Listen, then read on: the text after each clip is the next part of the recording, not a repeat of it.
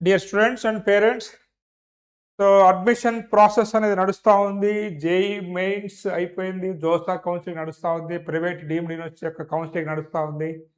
ఈ టైంలో చాలామంది ఆవేశంగా ఉంటారు అన్నమాట. నేను అక్కడికి వెళ్ళిపోతా, ఇక్కడికి వెళ్ళిపోతా అని ఫైట్ చేస్తూ ఉంటారు పేరెంట్స్తోని. కాకపోతే ఇతర రాష్ట్రాలకు వెళ్ళినప్పుడు వెళ్ళకూడదని కాదు, మనకి ఎక్కడ అవకాశం వస్తే అక్కడ వెళ్ళాలి, చదవాలి. కాకపోతే అది స్టూడెంట్ని బట్టి వాళ్ళ యొక్క పర్సనల్గా ఉంటుంది అన్నమాట. కాబట్టి ఇన్ జనరల్గా చాలామంది స్టూడెంట్స్ నేను గత కొన్ని సంవత్సరాలు టచ్‌లో ఉన్నాను కాబట్టి, మీకు ఎటువంటి ప్రాబ్లమ్స్ ఫేస్ అవుతాయి.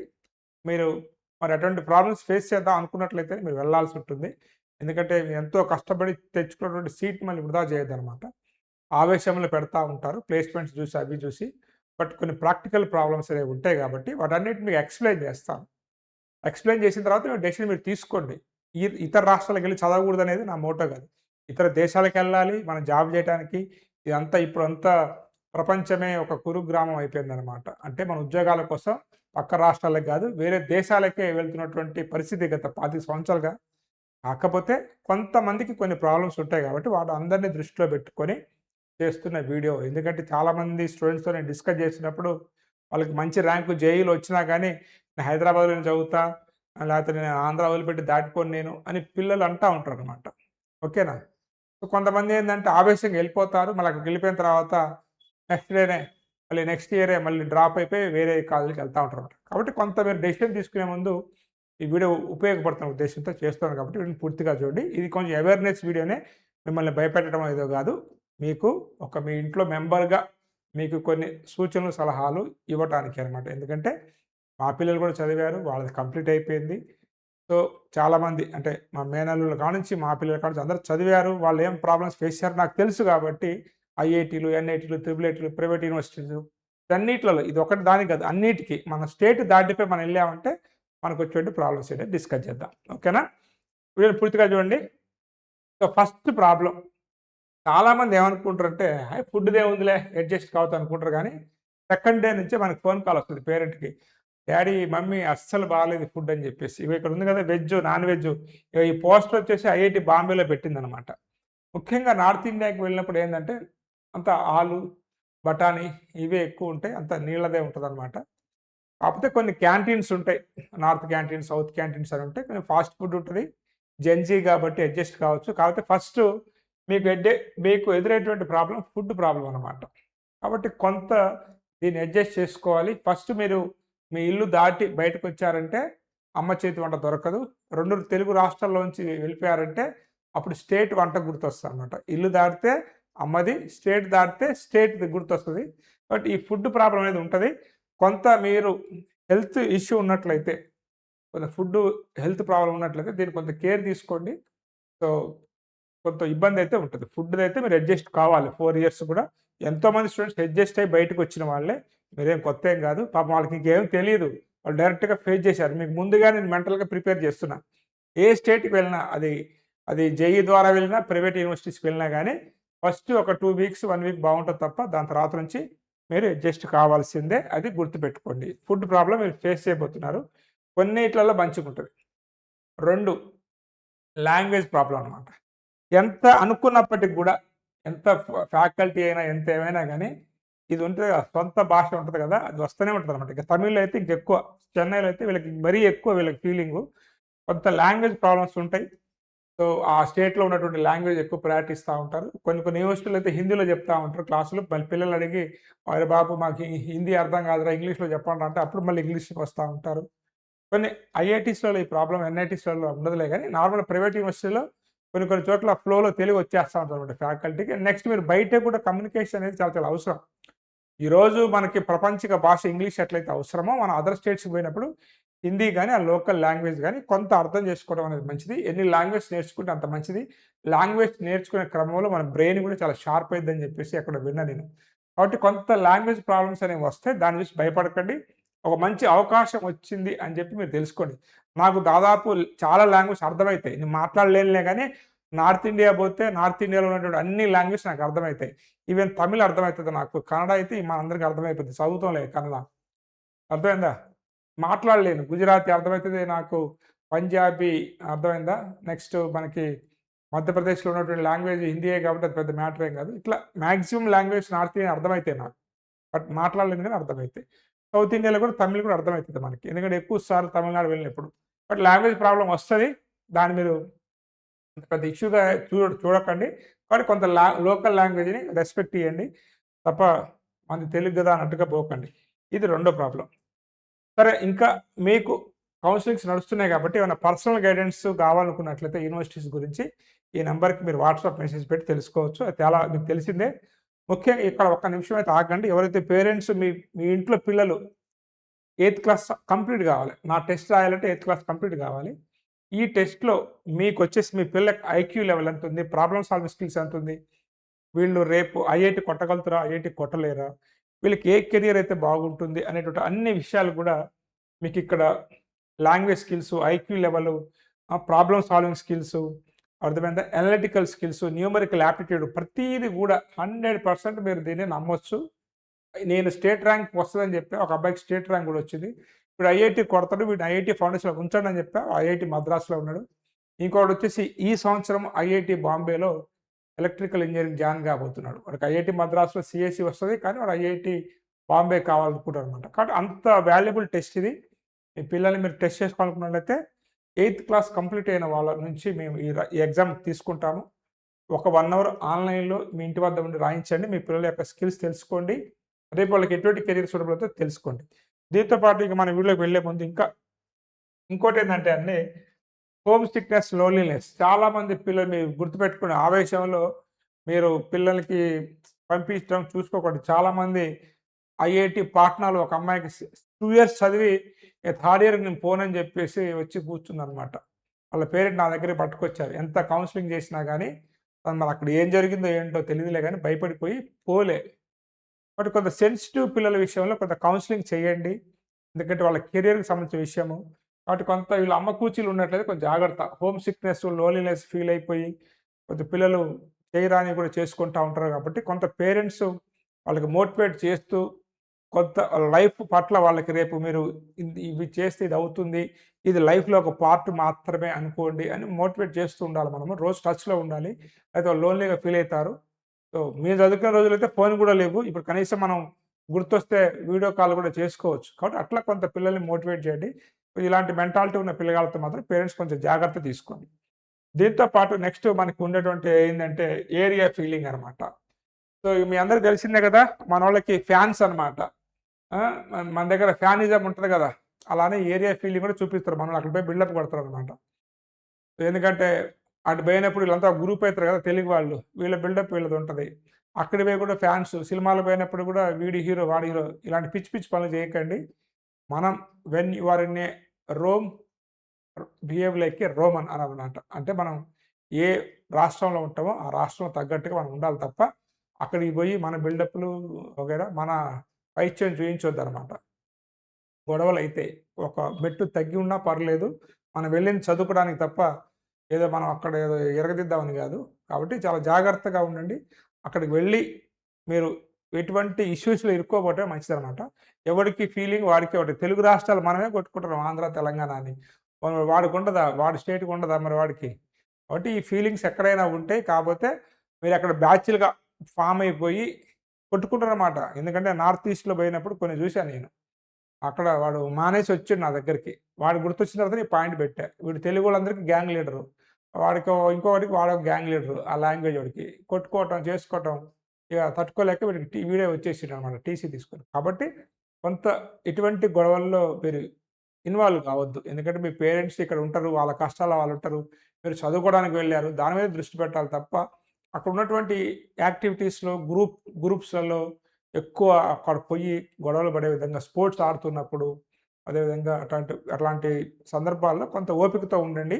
సో, మన స్టేట్ గాదు అన్నట్టుగా మీరు కొంత జాగ్రత్తగా ఉండటం మంచిదనమాట. కాబట్టి ఏరియా ఫీలింగ్ అనేది ఎవరికైనా ఉంటది. కాబట్టి మనకే ఉంటది గదా! మన సేమ్ రాష్ట్రంలో గూడా వాడిది రాయలసీమ, మనది ఆంధ్ర అని ఉంటది. వాడిదొచ్చేసి ఉత్తరాంధ్ర అని ఉంటది. వీడిది హైదరాబాద్, తెలంగాణ. మళ్ళీ వీళ్ళలో వరంగలోడికో ఫీలింగ్ ఇలాంటియన్నీ ఉంటాయి కామన్‌గా. కాపోతే వాటిని ఎంత దూరం పెడితే అంత మంచిదనమాట. ఎందుకంటే ఈ ఈ ప్రపంచీకరణంలో మనం అందరం మనుషులం. రేపు అందరం కలిసి ఉండాల్సిన పరిస్థితి వస్తొచ్చు. వేరే దేశం పోతే ఇండియా మీద ప్రేమ పెరిగిద్దనమాట. బట్ ఇటువంటి ఫీలింగ్స్‌కి పక్కన పెట్టండి. ఓకే. వాటిని అవాయిడ్ చేయండి. Next safety. గర్ల్స్‌కైతే సేఫ్టీ చాలా చాలా ముఖ్యం. వీళ్ళేందంటే ఔటింగ్‌కి వెళ్ళిపోతా ఉంటారు. పేరెంట్స్‌కి చెప్పరు ఒక్కోసారి. కొన్ని కొన్ని యూనివర్సిటీస్ అయితే స్ట్రిక్ట్‌గా ఉంటాయి. ప్రైవేట్ యూనివర్సిటీస్ విషయంలో ఒప్పుకోవచ్చు. కొంత వాళ్ళ పేరెంట్స్ పర్మిషన్ లేనిది పంపియరు. ఈ ఐఐటీలు, ఎన్ఐటీలు, త్రిబుల్ ఐటీలు అయితే పెద్ద పట్టించుకోరు. ఇక వీళ్ళ ఇష్టం, పిల్లల ఇష్టం. అసలు గర్ల్స్ వెళ్లి బాయ్స్ హాస్టల్‌లో ఉన్నా పట్టించుకోరు కొన్ని ఐఐటీలు అనమాట. అది వదిలిపెట్టేస్తారు వాళ్ళు. వాళ్ళకి సంబంధమే లేదు. కాబట్టి కొంత జాగ్రత్తగా ఉండండి. అండ్ బయటికి వెళ్ళినప్పుడు గూడా, ఔటింగ్స్‌కి వెళ్ళినప్పుడు గూడా సింగిల్‌గా వెళ్ళకండి. గ్రూప్‌గా వెళ్ళండి. కొంత మన ఏరియా పిల్లలు ఉన్నట్టయితే బాయ్స్, గర్ల్స్ కలిసి వెళ్ళండి తప్ప, కొంత సేఫ్టీ అనేది కొంత మీరు వెళ్ళినప్పుడు కొంచెం జాగ్రత్తగా ఉండటం అనేదే మంచిదనమాట. కొంచెం ఇతర రాష్ట్రాల్లో మనం చదువుతున్నప్పుడు మనకేమన్నా అయినా గానీ ఎవరు ఉండరనమాట అక్కడ దగ్గరలో. కాబట్టి సింగిల్‌గా వెళ్ళకుండా కొంత గ్రూప్‌గా, ఓకేనా? కొంత గర్ల్సే ఒక గ్రూప్‌గా గాకుండా కొంత మన ఫ్రెండ్స్‌ని, మీ క్లాస్‌మేట్స్‌ని, బాయ్స్‌ని కూడా ఒక ఇద్దరు, ముగ్గురు అట్లా ఏదైనా షాపింగ్‌కి వెళ్ళినప్పుడు బాయ్స్ గూడా ఉండడం మంచిదనమాట. కాబట్టి గర్ల్స్ మాత్రం సేఫ్టీ ప్రికాషన్స్ తీసుకోండి. ఏదైనా గానీ కొంత ఆన్‌లైన్‌లో యాప్స్ ఉంటాయి. సో, గర్ల్స్‌కి కొంత చూసుకోండి. మీరు వెళ్తున్నప్పుడు కూడా జాగ్రత్తగా ఇద్దరు, ముగ్గురన్నా వెళ్ళండి. అట్లా చూసుకోవాలన్నమాట. సేఫ్టీ అనేది కూడా చాలా చాలా ముఖ్యము. మీరెక్కడో ఉంటారు. కాబట్టి పేరెంట్స్ మళ్ళీ ఇబ్బంది పడకుండా, వాళ్ళని కంగారు పెట్టకుండా, మీ ప్రికాషన్స్ మీరు తీసుకుంటే వాళ్ళు కూడా హ్యాపీ అనమాట. అంటే ఇదొకటి సేఫ్టీ ఒకటి కూడా చాలా చాలా ఇంపార్టెంట్. దీని తర్వాత ఇక బాయ్స్‌కి అయితే ఇక ఖచ్చితంగా మీకు ఇలాంటి ఆఫర్స్ అయితే ఉంటాయి. కల్చర్స్ అనేది చాలా భయంకరమైన కల్చర్స్ అయితే ఉన్నాయి. నేనన్నీ ఓపెన్‌గా మాట్లాడలేను. నాకు పర్సనల్ కౌన్సెలింగ్ అప్పుడు కూడా చెప్తూ ఉంటా పేరెంట్స్‌కి. కొంత వీటికి దూరంగా ఉండటం మంచిదనమాట. రెచ్చగొడతారు మనకు ఫ్రెండ్స్. "అరేయ్! నువ్వు వేస్ట్‌రా అదిరా ఇదిరా" అని రెచ్చగొడతారు గానీ, మనం రెచ్చిపోవద్దు. అర్థమైందా? కొన్ని యూనివర్సిటీస్ గూడా కొన్ని కొన్ని ప్రాబ్లమ్స్ ఉంటాయి. వీటికి దూరంగా ఉండాలి మనము. అర్థమైందా? ఇవన్నీ గూడా ఏందంటే సో, ఈ ఈ రోజుల్లో కామన్ అయిపోయినాయి మూవీస్‌లో చూపిచ్చి, చూపిచ్చి. బట్ వీటికి ఎంత దూరంగా ఉంటే అంత మంచిది. అర్థమైందా? టీసీలు గూడా ఇచ్చి పంపించేసినటువంటి సందర్భాలున్నాయి. ఐఐటీల నుంచి వాటిలోంచి. కాబట్టి వీటన్నిటికి దూరంగా ఉండండి. అండ్ ఏదైనా గానీ మీ పేరెంట్స్‌ని గుర్తు తెచ్చుకోండి. మీరు పడ్డ కష్టం గుర్తు తెచ్చుకోండి. క్షణికావేశంతో పోయి ఇలాంటి అలవాట్లకు మాత్రం చాలా దూరంగా ఉండటం మంచిదనమాట. మాక్సిమం కొంత నాకు తెలిసి చాలామంది పిల్లలైతే ఆహ్, 80% ఆఫ్ ది పిల్లలు గూడా ఇక్కడ కొంత ఇలాంటి అలవాట్లకి అక్కడికి పోయిన తర్వాత కొత్తగా చేసుకుంటారు. అది కొంత పేరెంట్స్ కనిపెడుతూ ఉండండి. పిల్లల్ని అడుగుతా ఉండండి. వాళ్ళతో ఓపెన్‌గా ఉండండి. ఇది మాత్రం చాలా జాగ్రత్త అనమాట. ఇది పెద్ద ప్రాబ్లమ్ ఇది. దీనికంటే ఇంక పెద్ద ప్రాబ్లమ్ కూడా నేను చెప్తా మీకు. అదేంటంటే ఇదనమాట. Online games and bettings. పిల్లలు ఇంటర్మీడియేట్ వరకు బాగా స్ట్రెస్‌లో ఉంటారండి. అక్కడికి పోగానే మనం ఉండం గదా! ఇక ఖతం. ఇక వీడు ఇక పబ్‌జీ అని, అదని, ఇదని ఈళ్ళందరూ గ్రూప్‌గా ఉండి ఆడుతా ఉంటారనమాట. ఇక చదువు పక్కన పెట్టేస్తారు ఇక. రేపు ఎగ్జామ్ ఉందంటే ఈరోజు స్టార్ట్ చేస్తారు. ఈ గేమింగ్ అనేది చాలా డేంజర్ అండి ఇవి. ఇదిగోండి వీడు ఇక్కడి నుంచి అక్కడ ఆడుతా ఉంటారనమాట. నైట్ అంతా ఇదే పని వీళ్ళకి. ఇక చదువు ఉండదు, సంధ్య ఉండదు. ఇక ఐపీఎల్, గీపీఎల్ జరుగుతున్నప్పుడు ఇవి బెట్టింగ్స్. రీసెంట్‌గా నాకు తెలిసిన ఒక స్టూడెంట్ ఐపీఎల్ బెట్టింగ్‌లో అమౌంట్ పెట్టి 2,00,000, 3,00,000 అప్పయిపోయి ఇంట్లో పేరెంట్స్ తెలిస్తే తిడతారని చెప్పేసి సూసైడ్ చేసుకున్నాడని తెలిసిందనమాట. చాలా బాధ అనిపించింది. కాబట్టి కొంత జాగ్రత్త పిల్లలు పిల్లలు ఇలాంటి విషయాలలో ఇన్వాల్వ్ కాకుండా ఈ స్మార్ట్ ఫోన్స్ మనం ఇవ్వాల్సొస్తది. వీళ్ళేమో వాటిని ఆ విధంగా వాడతా ఉంటారనమాట. కాబట్టి ఇది చాలా డేంజర్. ప్రీవియస్ దానికంటే ఇది ఇంకా డేంజరు. కాబట్టి ఇటువంటివి కూడా కొంత ఎక్కడున్నా ఇది వేరే రాష్ట్రాలకు పోయినా కాదు. మీ ఇంట్లో ఉన్నా మీకు తెలియకుండా చేస్తా ఉంటారు కాబట్టి, ఇది కూడా మీరు ఒకటి చాలా జాగ్రత్తగా కనిపెట్టుకుంటూ ఉండాలి. దీంతో పాటు ఇక మెయిన్ జర్నీ ప్రాబ్లమ్స్ అండి. ఈ జర్నీ ప్రాబ్లమ్స్ మామూలు ప్రాబ్లమ్స్ కాదు. ఇక ఫెస్టివల్స్ అప్పుడు వీళ్ళకి హాలిడేస్ అప్పుడైతే తత్కాలకే సగం డబ్బులు తత్కాలకే పెట్టడం సరిపోయిందనమాట. అండ్ మీ కొంత దూరంలో ఉన్నప్పుడైతే గర్ల్స్ అయితే ఫ్లైట్‌కే ప్రిఫరెన్స్ ఇవ్వండి. కొంత ముందుగానే బుక్ జేసుకోండి. మీ టైమ్ టేబుల్స్ అనేవి ముందుగానే వచ్చేస్తాయి గాబట్టి, దానికి తగ్గట్టుగా మీరు జర్నీ ప్లాన్ జేసుకోండి. గర్ల్స్‌నైతే ఎక్కువ ట్రైన్స్‌లో రావద్దనే జెప్తాను. ఫ్లైట్‌కొచ్చేసి ఫ్లైట్ నుంచి మళ్ళీ వెళ్ళిపోవచ్చనమాట. మాక్సిమం గర్ల్స్ అయితే ఫ్లైట్‌కి ప్రిఫరెన్స్ ఇవ్వండి. అండ్ బాయ్స్ అయితే కొంత ముందుగా బుక్ జేసుకోండి. కొంచెం జాగ్రత్త. ఎందుకంటే ఎక్కడెక్కడ ఉంటారో మీరు ఆ టైమ్ టేబుల్ ఆధారంగా బుక్ జేసుకోండి. గర్ల్స్ ఫ్లైట్‌లో రాని వాళ్ళు మీ అందరూ గ్రూప్‌గా కొంచెం మీరొచ్చేసి మీరు అందరూ కూడా ఎక్కువ రిజర్వేషన్ ఏదైతే ఉంటుందో 2 టైర్, 3 టైర్ వాటికే ఎళ్ళండి తప్ప, ఎందుకంటే నార్త్ ఇండియాలో వీళ్ళంతా కూడా అసలు పెద్ద డిసిప్లిన్ ఉండదు. మన సైడ్ ఉంటది కొంచెం గానీ, అటు ఉండదు. ఎక్కేస్తారు ఆళ్ళు ఎక్కడ పడితే అక్కడ. కొంచెం గ్రూప్‌గా రండనమాట. కాబట్టి ఈ ప్రాబ్లమ్స్ ఉంటాయి మీకు టికెట్స్, జర్నీస్ ఈ ప్రాబ్లమ్స్ ఉంటాయి. ఇది కూడా కొంచెం జాగ్రత్త. ఇవన్నీ ఉంటాయి మీకు ప్రాబ్లమ్స్. ఎందుకంటే మనం ఇప్పుడేం ఆలోచించం. ఆ రంగంలో దిగిన తర్వాత మనకు తెలుస్తనమాట. ఇంకోటి ముఖ్యమైనదేందంటే క్లైమేట్ కండిషన్స్. సో, మన దగ్గర ఒకలాగుంటది వాతావరణం. అక్కడ ఒకలాగుంటది. ఇక్కడ ఢిల్లీ లాంటి ఏరియాస్ ఏందంటే కొంచెం పొల్యూషన్ ఉంటది. కొంత చలి ఎక్కువుంటది. ఎండప్పుడు ఎండ ఎక్కువుంటది. కొంత అలా ఉంటదనమాట. అంటే మీకు కొంతమందికి సైనస్ ప్రాబ్లమ్స్ ఉన్నా, ఆస్తమా ప్రాబ్లమ్స్ ఉన్నా కొంత అది కూడా చూడండి. జమ్మూ కాశ్మీర్ ఐఐటీ పోతా సార్ అంటాడు. వీడికి సైనస్ ప్రాబ్లమ్ ఉంటది. ఇంక ఆడికి పోతే ఈడు ఔటే అనమాట. కాబట్టి కొంత చూసుకోండి. మీ హెల్త్‌కి తగ్గట్టుగా గూడా చూసుకోవాలి. ఇవన్నీ సిల్లీ థింగ్సే కానీ రేపు మనల్ని ఇబ్బంది పెట్టేవి ఇవే అనమాట. కాబట్టి క్లైమేట్ కండిషన్స్ ఎలా ఉంటాయి? నార్త్ ఈస్ట్‌లో పోయినప్పుడు మీకు అటు సైడ్ పోయినప్పుడు వరదలు అన్నీ వస్తా ఉంటాయన్నమాట. అట్లా. ఒరిస్సాలో పోతే ఎప్పుడు తుఫాన్‌లొస్తాయో తెలియవు. కాబట్టి ఇవన్నిటిని చూసుకోండి. క్లైమేట్ కండిషన్స్ కూడా మీరు మనం కన్సిడర్ చేయాలి. మనం ఆవేశంలో ర్యాంక్ వచ్చింది కదా! అని చెప్పేసి ఏం పట్టించుకోము. లేకపోతే తక్కువ ఫీజ్‌కొస్తుంది కదా! అని ఎక్కడ పడితే అక్కడ వెళ్ళిపోతా ఉంటాం. కానీ వీటన్నిటిని మనం పరిగణలోకి తీసుకోవాలని ఎవరు చెప్పరు ఇవన్నీ విషయాలు. నేను ఫస్ట్ టైమ్ యూట్యూబ్‌లో ఎవరు చెప్పరు. ఇంకొక పెద్దదేందంటే అండి, లేజీగా తయారవుతారండి పిల్లలు. వీళ్ళు స్నానాలు కూడా చేయరు, బట్టలు కూడా ఉతుక్కోరు మగ పిల్లగాళ్ళైతే. చాలామంది చెప్తున్నా కదా నేను. ఎందుకంటే తిరుగుతుంటారు కదా కాలేజీల వెనకాల. ఇక వీళ్ళు 12కి లెగుస్తారు కొంతమందైతే ఇగ. నైట్ అంతా ఇగ ఆడుకుంటారో, చదువుతారో, ఏది చేస్తారో తెలియలే కానీ ఫుల్లు లేజీగా తయారైపోతారండి వీళ్ళు. ఈ లేజీనెస్ అనేది కూడా వీళ్ళ సీజీపీఏ మీద పడతది ఎఫెక్ట్. సీజీపీఏ లేకపోతే ప్లేస్‌మెంట్స్ రాలే ఈ సంవత్సరం చాలా మందికి గుర్తుపెట్టుకోండి. బట్ ఈ లేజినెస్‌ని కూడా కొంత డేంజరస్ అనమాట. ఎందుకంటే ఇప్పటి వరకు ఇంటర్మీడియేట్‌లో పొద్దున్నే లేపి చదివిస్తాం కదా! ఇక్కడ ఎవడు లేపరు వీడిని. కాలేజీ ఉంటే పోతారు. ఒకసారి పోడు కూడా అనమాట వీడు. బట్ ఇది కొంచెం జాగ్రత్తగా గమనించండి. పిల్లల్లో లేజినెస్ వల్ల కూడా చాలా మంది చాలా ఇబ్బందులు పడ్డారు. కాబట్టి ఇది చూసుకొని ఎప్పుడు నిద్రపోతా ఉంటారనమాట. వీళ్ళు నైట్ అంతా మేలుకొని, ఆడుకొని పబ్‌జీలు, గిబ్జీలు, గేమ్స్ ఫ్రెండ్స్‌తో తిరిగి ఆ కాలేజీలో లోపట ఇదొక డేంజర్ అనమాట. నెక్స్ట్ వచ్చేసి ఏందంటే చాలామంది తక్కువ ఫీజులో వస్తున్నాయి కదా! అని చెప్పేసి కొన్ని కాలేజీలో జాయిన్ అయిపోతారనమాట. కానీ ఇందిట్లో కొన్ని మంచివి ఉంటాయి. కొన్ని మనకి ఏముండవు. అక్కడ పోయిన తర్వాత పిల్లగాళ్ళు అయ్యో! ఎందుకు జాయిన్ అయ్యామని చెప్పేసి యూట్యూబ్‌లో వీడియోలు పెడతా ఉంటారు. కాబట్టి చీపెస్ట్ ఇంజినీరింగ్ కాలేజెస్, లో ఫీ ఇంజినీరింగ్ కాలేజెస్ వచ్చినప్పుడు కొంచెం ఎంక్వైరీ చేసుకోండి. నేను కూడా చెప్తా. కానీ అక్కడికి వెళ్ళి మన తెలుగు వాళ్ళు ఎవరైనా ఉన్నారా లేదా అని చూసుకొని అక్కడ పిల్లగాళ్ళతో మాట్లాడిన తర్వాత వీడియో చేస్తాను. అర్థమైందా? నేను కెరియర్ కౌన్సిలర్‌ని, కన్సల్టెంట్ కాదు. కౌన్సిలర్ అంటే ఏందంటే, నాకు పిల్లగాళ్ళకి మంచిగా ఉండాలని ఆలోచిస్తా తప్ప, అక్కడికి పోయి ఇబ్బంది పడాలని చూడను. కాబట్టి అదొకసారి మీరు కొంత ఎందుకంటే, కన్సల్టెంట్‌లే ఈ రోజున యూట్యూబ్‌లో కౌన్సిలర్‌లు అయ్యారు కాబట్టి, కొంత మీరు మిస్‌గైడ్ అయ్యే ప్రమాదం ఉంది. జాగ్రత్తగా అది కూడా మీరు చూసుకోండి. కొంతమంది మంచోళ్ళున్నారు.